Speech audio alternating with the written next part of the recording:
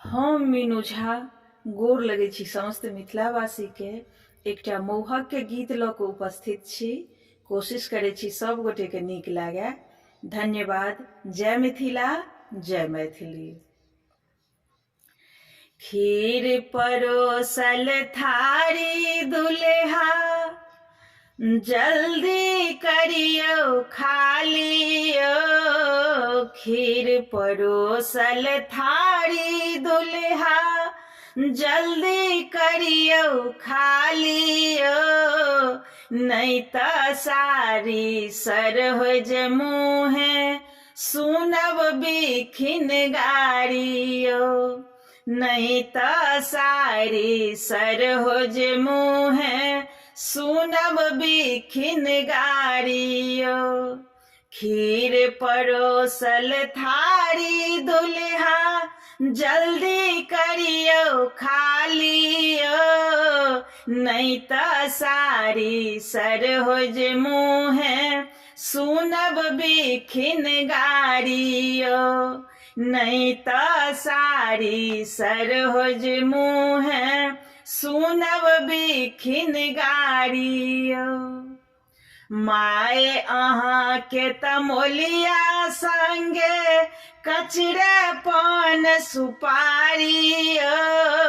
माय अहाँ के तमोलिया संगे, कचरे पान सुपारियो।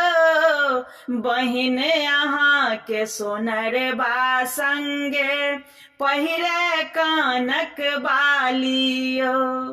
बहिन अहाँ के सोनरबा संगे, पहिरे कानक बालियो। खीर परोसल थारी दुल्हा, जल्दी करियो खा लियो। नहीं त सारी सर हो जे मुँहे, सुनब बिखिन गारियो। काकी अहाँ के मरबरिया संगे, पहिरे साया साड़ियो। काकी अहाँ के मरबरिया संगे, पहिरे साया साड़ियो। पीसी अहाँ के पंजबिया संगे, घूमे गाड़ी गाड़ियो। पीसी अहाँ के पंजबिया संगे, घूमे गाड़ी गाड़ियो।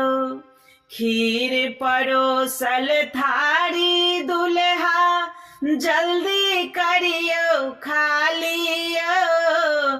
नहीं त सारी सर हो जे मुँहे, सुनब बिखिन गारियो। नहीं त सारी सर हो जे मुँहे, सुनब बिखिन गारियो।